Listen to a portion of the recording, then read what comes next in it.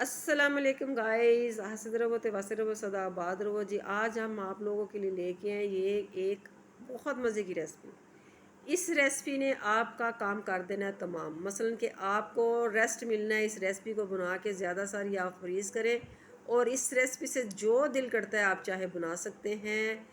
आपके बहुत काम आने वाली चीज़ है। लंच बनाए, शवारमा बनाए, बर्गर बनाए, पिज़्ज़ा बनाए, जो आपका दिल करता है इस रेसिपी से बनाए। यकीन करें बहुत आसान रेसिपी। चले आए रेसिपी को स्टार्ट करती है।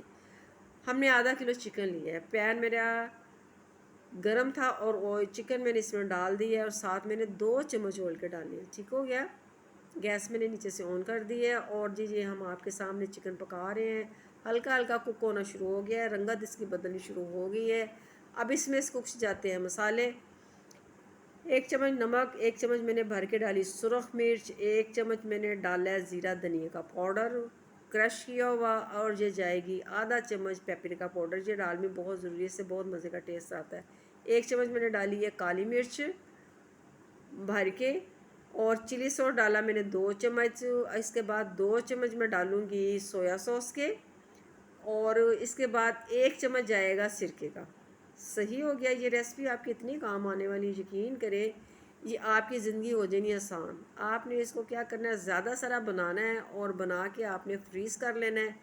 आप लोगों के लिए आसानी है। आप अपने बच्चों का लंच बनाएं, जब दिल करे पिज़्ज़ा बनाएं, जब दिल करे शवारमा बनाएं। इसी रेसिपी को, इसी मेथड को फॉलो करें और आप लोगों के लिए आसानी है। ये देखिए कितना मज़े का हमारा चिकन भुन गया है। हम भून रहे थे और इसका सारे मसाले मसूले भुन गए हैं, और जो 2 चम्मच हमने ऑयल डाला था वो भी इसका निकल आया। अब इसमें हम क्या करेंगे, थोड़ा सा हम इसमें पानी डालेंगे। पानी डाल के ना इसको हम करेंगे बॉयल, पकाएंगे। मसलन कि थोड़ा सा ये गल जाए, गलावट में आ जाए।